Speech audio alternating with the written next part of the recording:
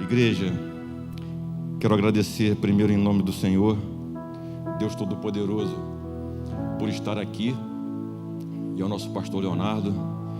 E hoje nós vamos falar de um grande projeto de Deus para o homem. E esse projeto nada mais é do que a tua casa. Esse projeto nada mais é do que a sua família, do que o seu lar. No coração me veio o tema de: o meu projeto é te dar um lar. Um projeto de Deus que às vezes fica esquecido.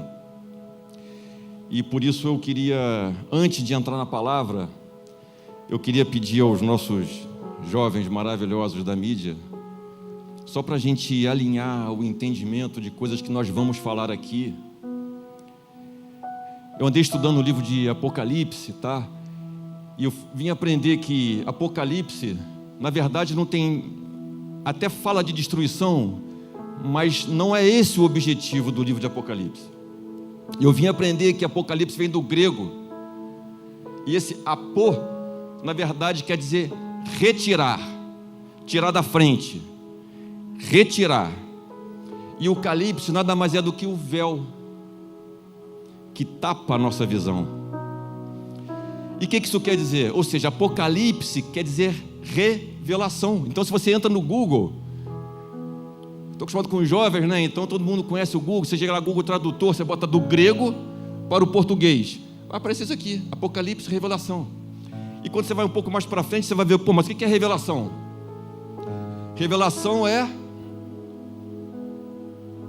tirar o véu.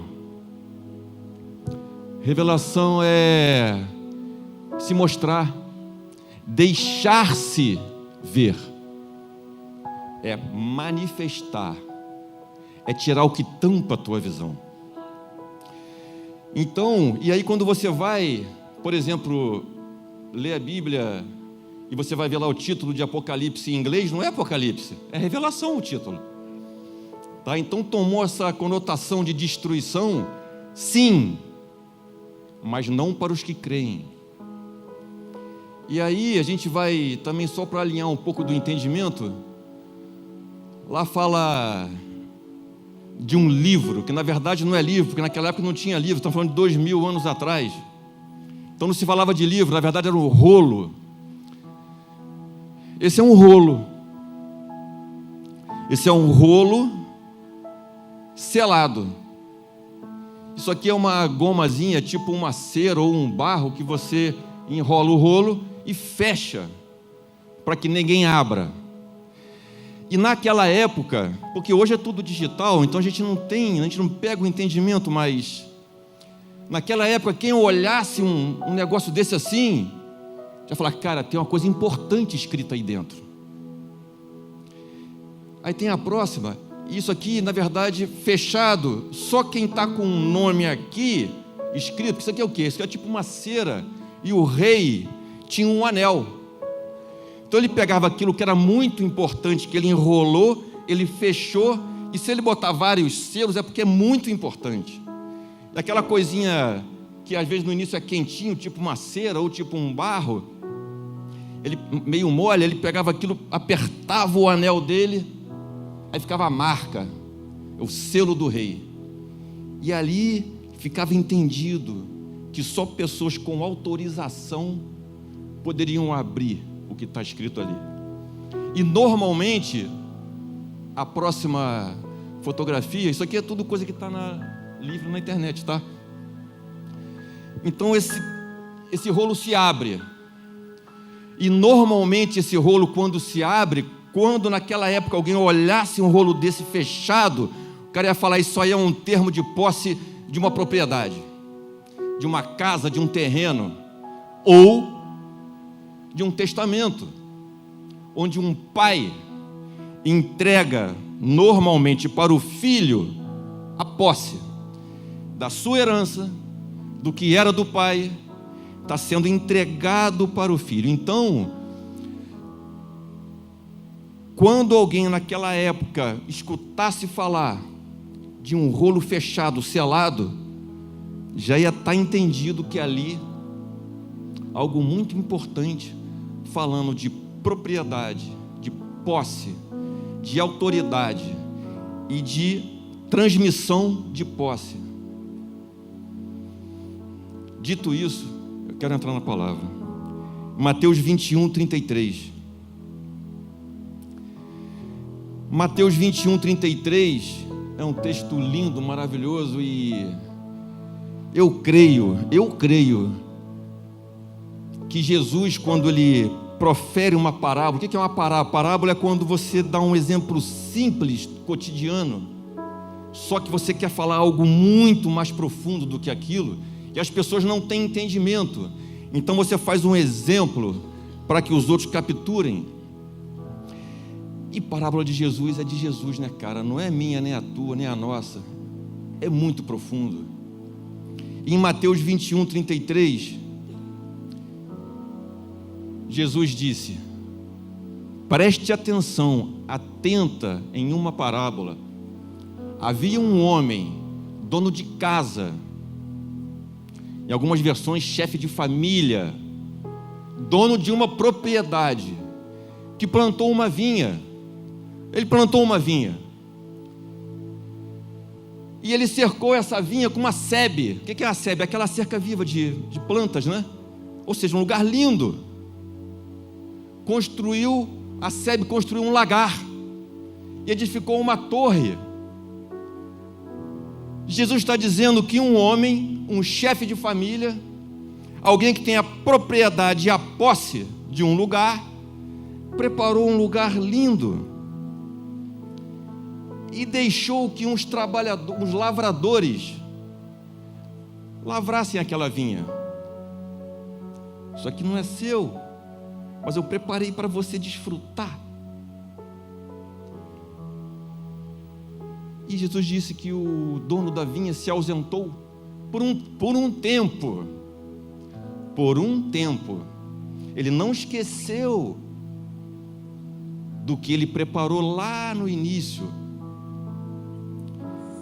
E eu creio que a Bíblia e as parábolas de Jesus, elas contam a história de um povo, como é o caso de Israel, contam a história da humanidade e contam também a história minha e tua.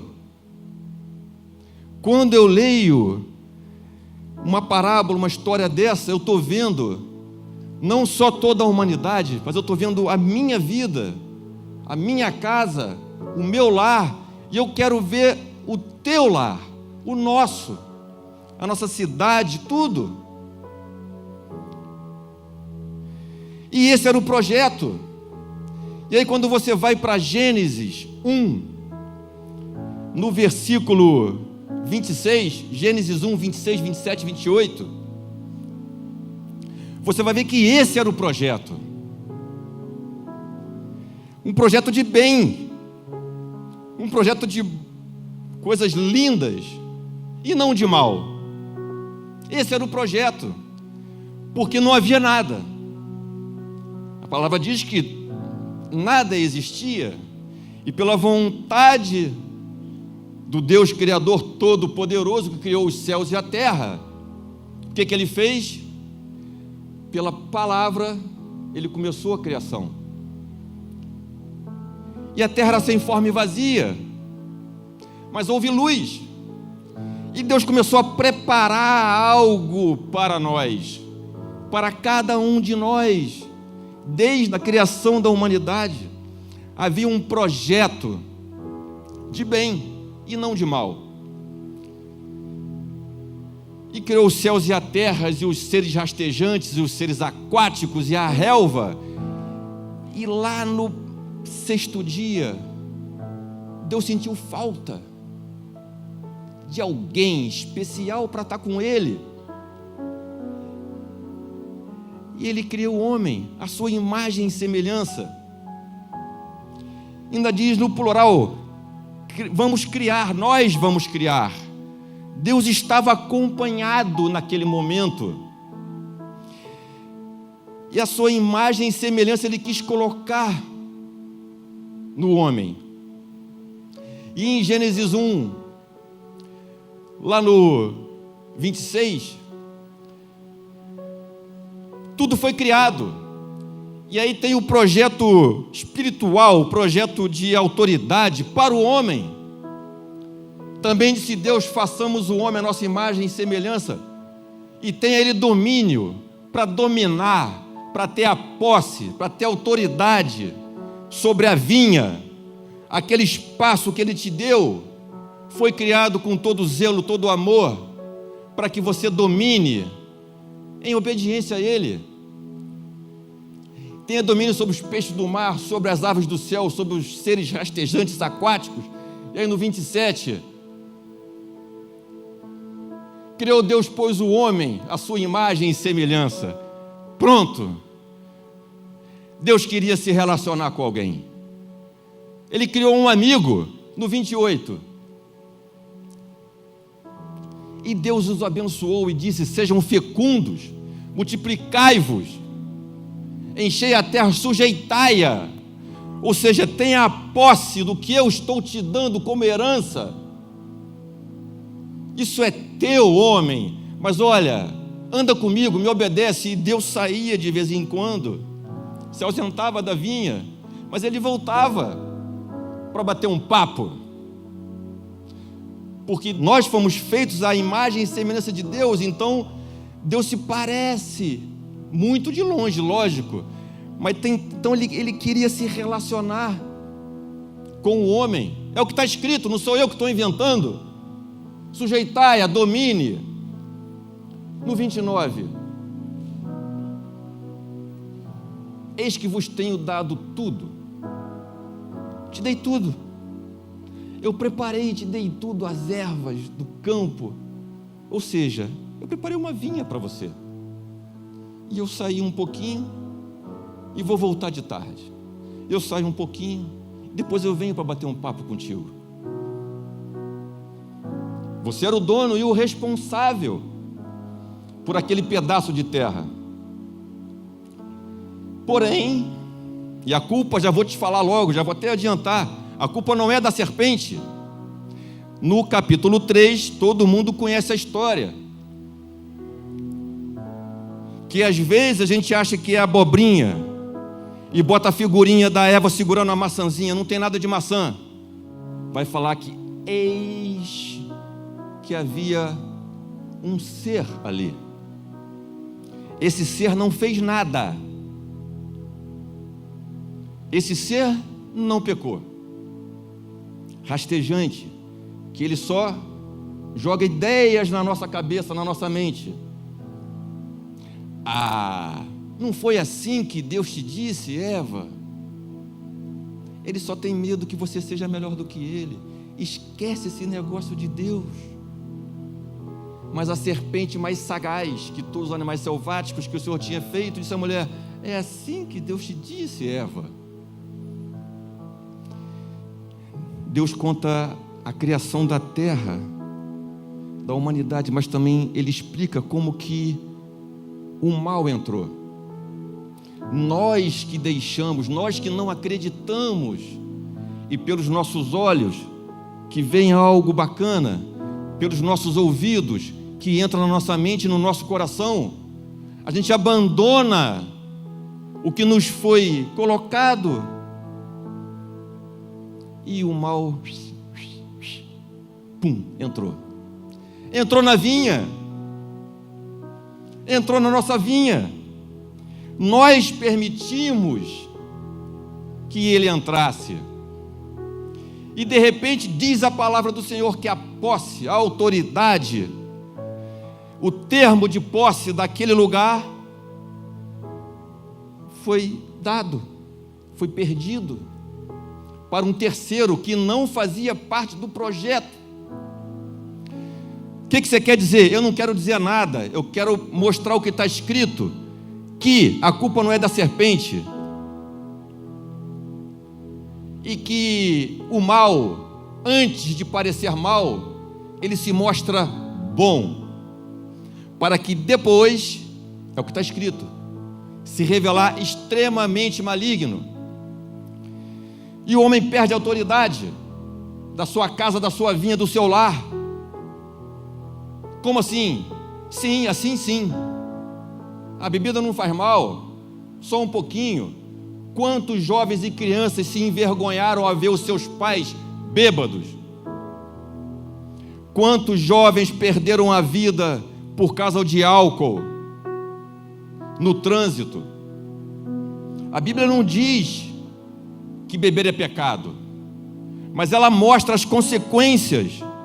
Lá em Oséias capítulo 4 diz que o vinho, o mosto e a sensualidade, ou seja, a pornografia, tudo isso que parecem coisas pequenas, a Bíblia diz que isso tira o entendimento, e que por isso meu povo erra, e que por isso eles estão perdidos. Tira o entendimento, e por isso eu não vou castigar a tua nora quando ela adulterar. É o que Deus diz. Cara, tu tem um filho, teu filho casa com uma mulher, a mulher adultera, então assim, é o que está escrito: não vou castigar a sua nora quando ela adulterar, porque o seu filho também se prostitui. E a prostituição aqui na palavra não quer dizer só no sentido sexual, quer dizer no sentido espiritual, de largar, deixar o Senhor, esquecer de Deus, do teu Criador, da vinha, não dar valor para a tua vinha, para a tua posse, da herança que Deus te deu. É o que está escrito. E você vê que realmente o que está escrito na palavra é o seguinte, que Satanás tem a posse. Ele tomou da mão do homem a autoridade. Jesus, quando ele foi para o deserto ser tentado por Satanás, Satanás fala: todos os reinos te darei, se prostrado me adorares. A Bíblia não diz, olha só, Satanás estava errado, isso é mentira. Não. Jesus não contenta com Satanás por causa disso. Lá em Efésios, no capítulo 2, diz o seguinte, que tu andavas, eu te dei vida quando tu estava morto, quando você andava com o príncipe da potestade deste mundo. Em vários momentos a autoridade foi perdida pela desobediência, por não crer, por esquecer, por cair na conversinha. Feche os seus ouvidos para a conversinha, mergulha na palavra, como diz o meu pastor Luiz, maravilhoso. Joga fundo, mergulha fundo lá na palavra. A Bíblia diz que em Jó diz que Satanás rodeava a terra em busca de alguém para tragar. Meu irmão, foi te dada a posse de uma herança linda, maravilhosa, que é a tua alegria, a tua honra, a tua família, o teu lar.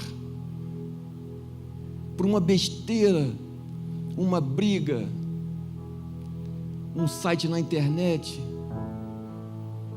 A gente sabe, homens às vezes deixam de procurar suas esposas porque estão mergulhados na internet, na pornografia.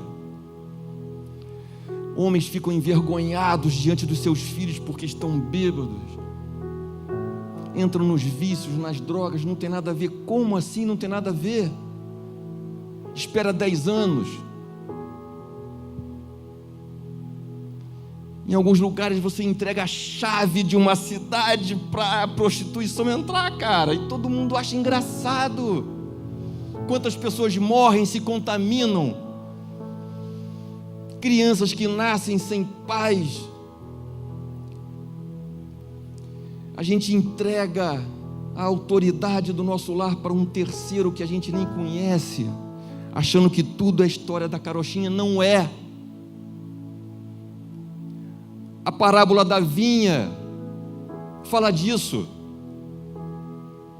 Atentai em uma outra parábola. Eis que um homem, proprietário de uma terra, dono de um lugar, circundou, fez um valão. O valão é aquele lugar que você separa aquele pedaço para você, para o inimigo não entrar. O valão é um buraco que você joga água para ninguém entrar, porque é teu.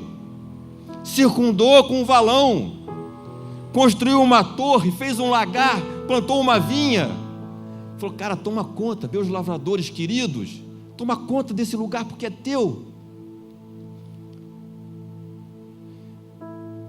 Vamos voltar a Mateus 21, 33, de 33 a 39. E aí você começa a entender o que Jesus queria dizer de profundidade, com um texto que parece simples, mas não é. Mateus 21, 33, atentar em outra parábola.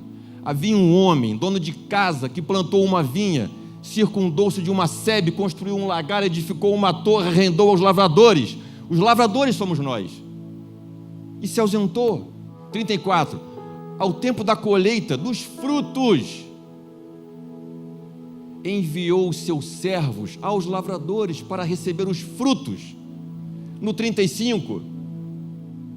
E os lavradores, agarrando os servos, espancaram a um, mataram o outro, e ao outro apedrejaram.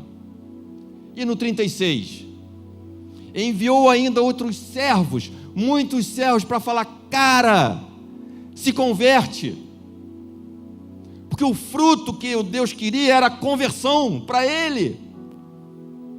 Mandou profetas, servos, pastores, amigos, mandou a tua mãe, mandou quem quer que seja, a tua tia, para falar de Jesus para você.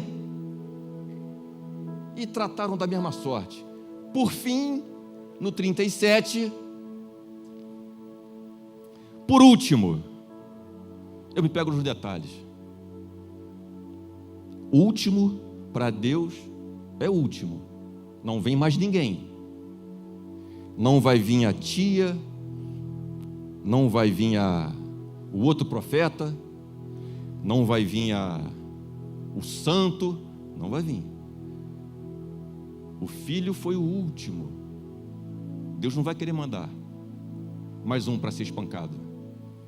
Por último, enviou o seu próprio filho, pensando, cara, ao meu filho vão respeitar. E no 38, mas os lavradores, vendo o filho, disseram entre si, este é aquele que tem a posse, esse é o dono, filho do dono, matemo-lo e vamos pegar a herança dele. Você começa a entender os personagens dessa história de 4, 5 versículos, que Jesus conta a história da humanidade, do povo de Israel, conta a história da minha casa e conta a história da tua casa. Eu creio, eu não sei você, mas eu creio. O pai de família da parábola é Deus, que criou os céus e a terra. A vinha é tudo isso aqui. É a tua casa, é a minha casa, é a cidade, é Israel, é Jerusalém, é a humanidade. Os lavradores maus éramos nós. Nós éramos os lavradores maus. Eu não sei você, então não vou falar de você, vou falar de mim. Eu era um lavrador mau. Eu vi um crente falar, cara, o servo do pai de família. Quem são os servos? São os profetas. Isaías, Jeremias, Ezequiel, todos eles. E o teu pastor. O teu pastor, a tua pastora. Quantos homens de Deus, pelos séculos dos séculos dos séculos, perderam a vida. Lá na igreja de Esmirna, por exemplo, em todas as igrejas, no mundo inteiro. Homens são decapitados para tentar te mostrar que Jesus Cristo é o Senhor e que Ele pode salvar a tua casa. E mandou servos e servos. E Jesus é tão lindo, maravilhoso, que Ele se coloca na parábola, porque Ele é o filho do dono. E Ele estava vivo. Faltava pouco tempo para Ele ser morto. E Ele já estava dizendo para o povo, olha só, eu sei o que vai acontecer. E dizia isso que está dizendo aqui. eu serei morto. Pegaram o filho, arrastaram para fora da vinha e o mataram. Jesus estava há pouco tempo, já, em breve, ele seria crucificado, mas ninguém sabia, só ele.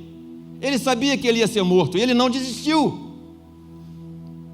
Ele não desistiu porque ele queria que hoje, nesse dia que se chama hoje, alguém fala: cara, eu preciso tomar de volta a posse da minha casa, da minha honra, da minha alegria, da minha família.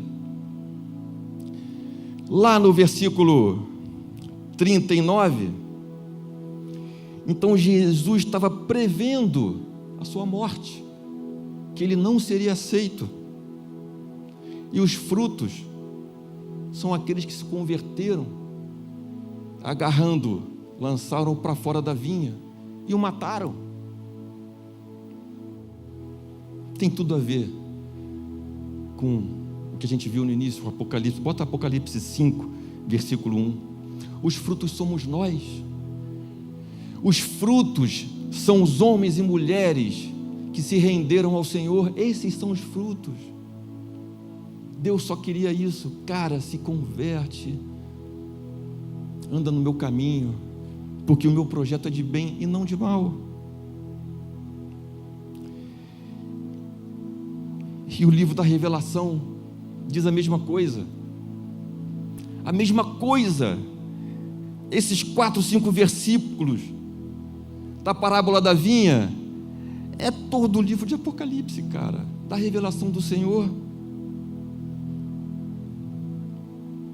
Vai voltar e vai tomar a noiva.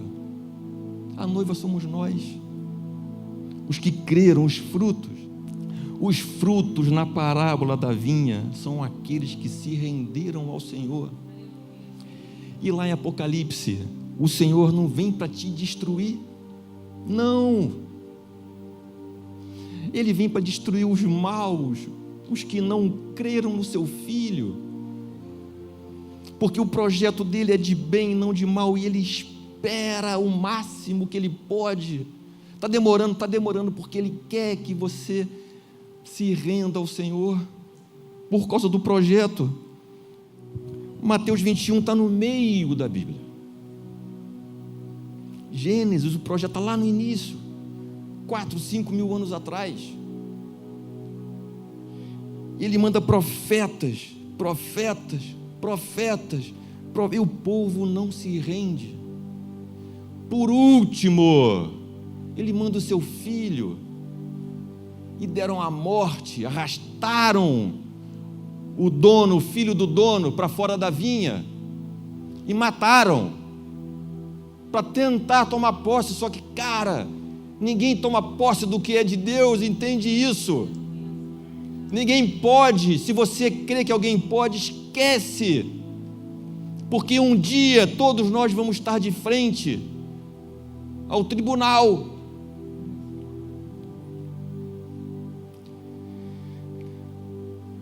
E aqui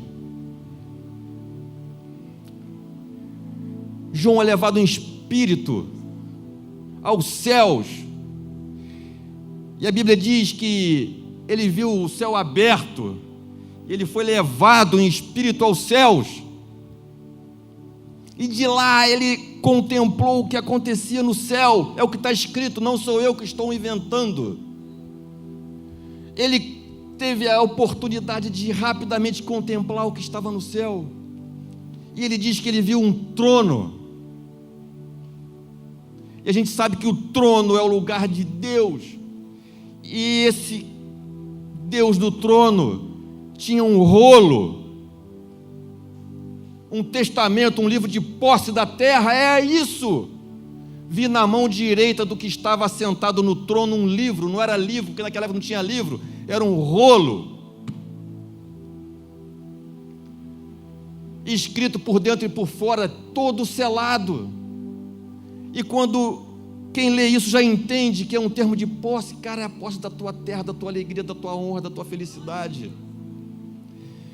E no 2, 7 selos, vi também um anjo forte que proclamava em grande voz: Quem é digno de abrir? Ninguém pode, porque ninguém é poderoso o suficiente. João começa a chorar.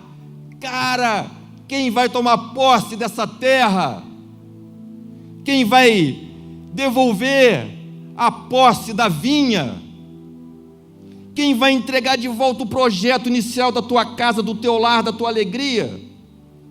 Quem pode, por testamento, tomar da mão de Deus, da mão direita, 7 selos enrolados, cravado no selo ali, devia estar escrito: é de Deus isso daqui, esse projeto é meu. E João começa a chorar porque ninguém era digno de abrir aquele rolo, e ele queria saber, cara, quem vai tomar de volta tudo isso? E o ancião fala: calma, João, olha ali. Ele diz que viu tipo um cordeiro, como se tivesse sido morto. Deus não esqueceu do que fizeram para o filho dele. Deus é de amor muito. A palavra diz que ao seu tempo darem frutos. Ele está esperando. Ele está esperando. Quanto tempo ele vai esperar? Deus não esqueceu do que fizeram ao filho dele. E João olha e eis que ele viu um cordeiro como se tivesse sido morto, com as feridas, com sangue ainda. Isso estava no coração de Deus. O sofrimento do filho dele, o ungido, que o homem não reconheceu. Aí o ancião fala: calma, João, para de chorar. Eis ali o cordeiro, ele é digno. E diz que Jesus se levanta e toma o rolo, o testamento, o termo de posse, pega para ele. E aí começa o desenrolar, e ele vai pegar de volta. Cara, ele não, a parábola da vinha é a mesma coisa. Ele vai pegar os que creram, os frutos. Ele vai pegar todos os frutos.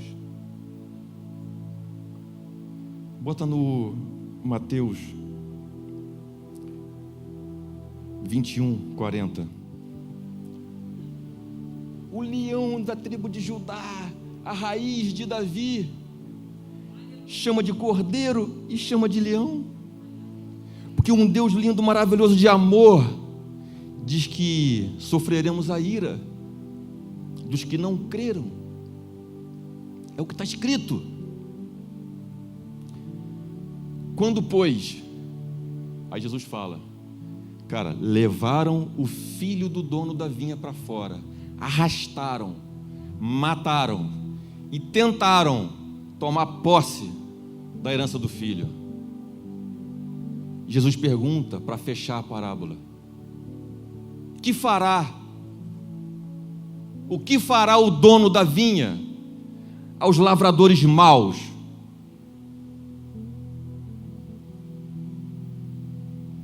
Em algumas versões diz: dará afrontosa morte aos malvados e arrendará a vinha a outros lavradores que rendam os frutos, que creiam no seu filho. E o amor de Deus, ele aparece nos detalhes da palavra. Aleluia. Nos seus, no seu, no meu devido tempo. Eis que estou à porta e bato. Se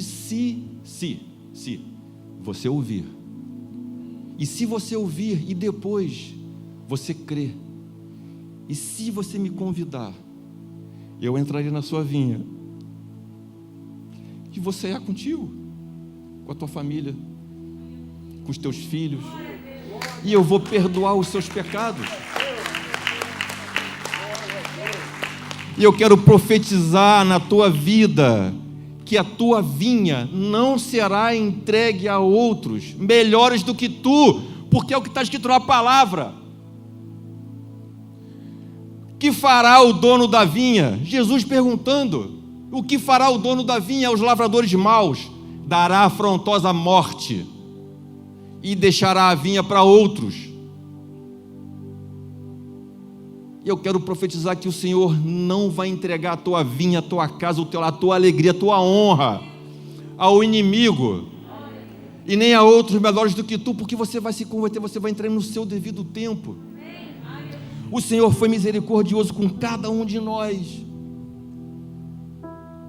Eu queria que você fechasse os seus olhos. Talvez hoje seja o seu dia, o seu tempo. Entregará a vinha a outro, que dê frutos ao seu tempo. Feche os seus olhos.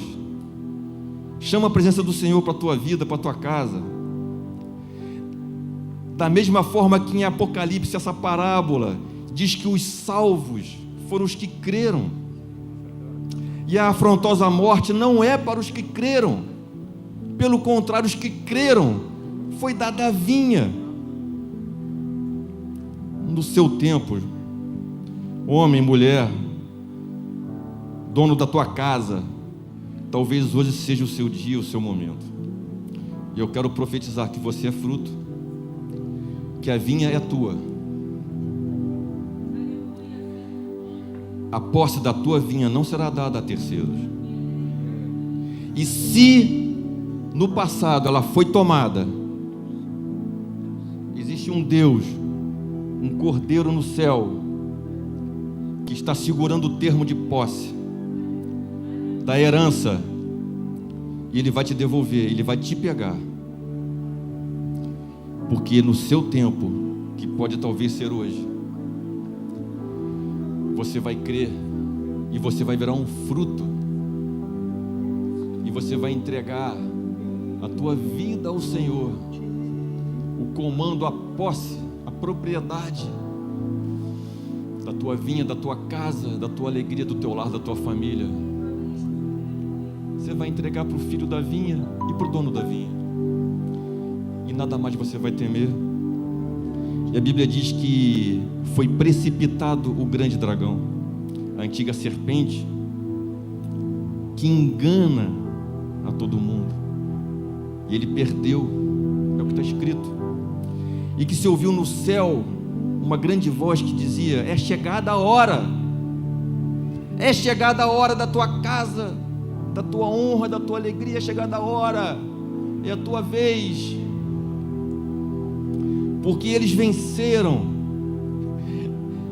A Bíblia é linda, maravilhosa. Eles venceram, não é pela tua força, eles venceram pelo sangue.